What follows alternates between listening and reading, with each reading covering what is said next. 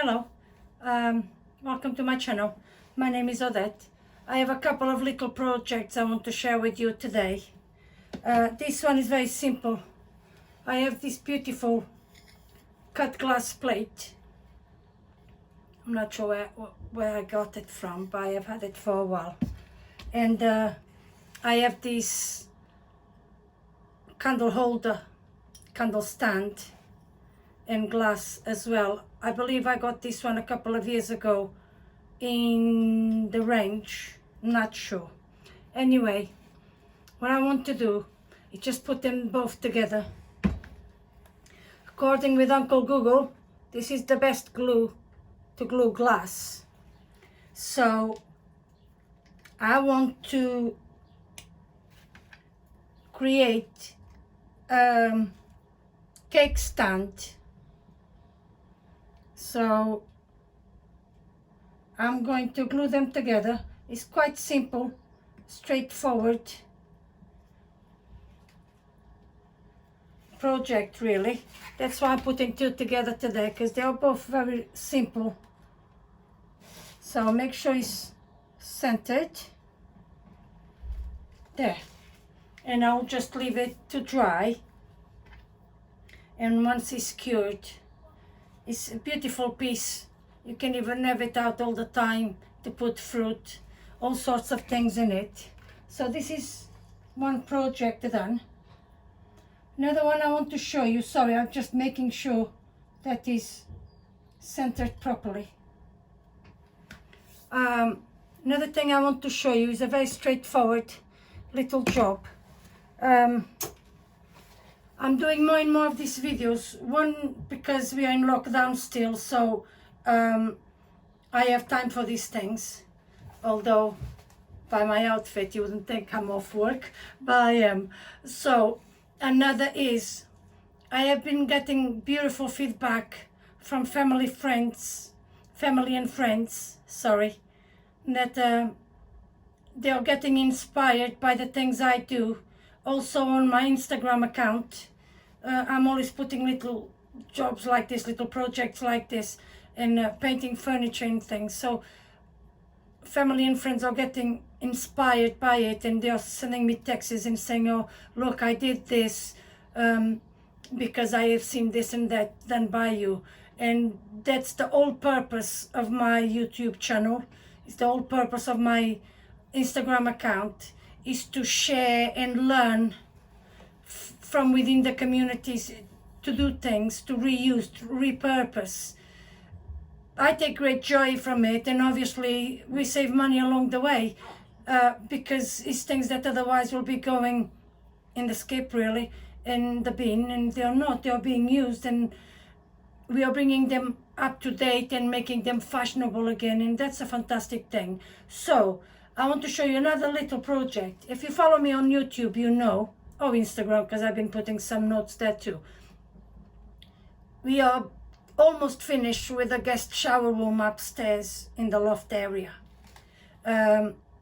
We have tiled the floor with the beautiful tiles, and Mr. B, being very professional, he worked out how many boxes we needed, and he was bang on. I think we just had a couple of cut-offs, and that was it. There was no spare tiles. Word of advice, never do that, because if any cracks, you may not be able to get a replacement. But we'll have to think about that if, touch wood, it comes to it, because we have no spare tiles. But I managed to get to these two little cuts, and I just cut them in small pieces, well, whatever size I could manage with the cut off I had. So my plan is, I have sanded them all down on all the way in the sides, okay, both of them. This one is not perfect, but you know me, I don't do perfect anyway. So my plan is to use them on the top of the vanity unit. This one probably will be to put the soap dispenser, and this one I may get a plant once we can go out and look for nice indoor plants. I probably will use to put a pot with a plant on it. I'm not sure yet. But I want to utilize these two little pieces. Basically, what I'm going to try to recreate is almost like a coaster for your drinks. It's just bigger. And I thought it will look nice because it will match the floor. So, because obviously they are floor tiles, leftover floor tiles. So the plan is, I have these little things. This is leftovers in Mr. B cabin. They are used for corrugated sheets, the plastic corrugated sheets. That's what you use them for, and then you put the cap on over the screw to make it watertight. So I decided to nick them from Mr. B.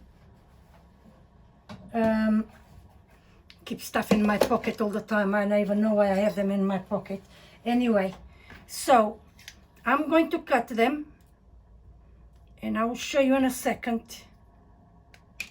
what I plan to do. So from one piece, I will be able to create 2 feet. Okay? So that is the plan. Obviously, I have 2 types of feet. Sorry, one onto the floor.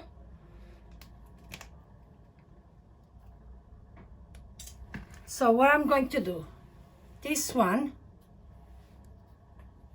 there. So I'm probably going to use in the smallest of the tile.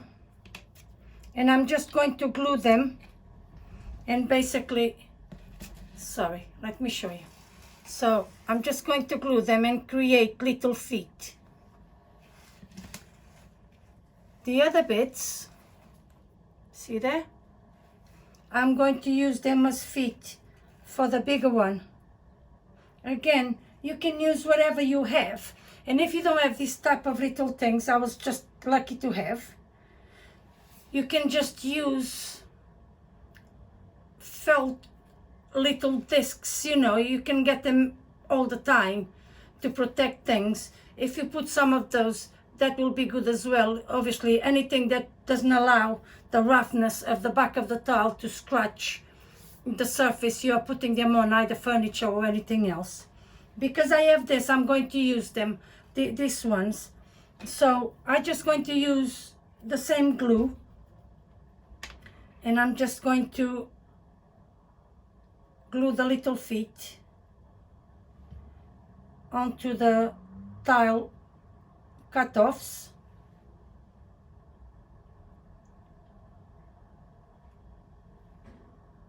And then I'll just leave it to dry.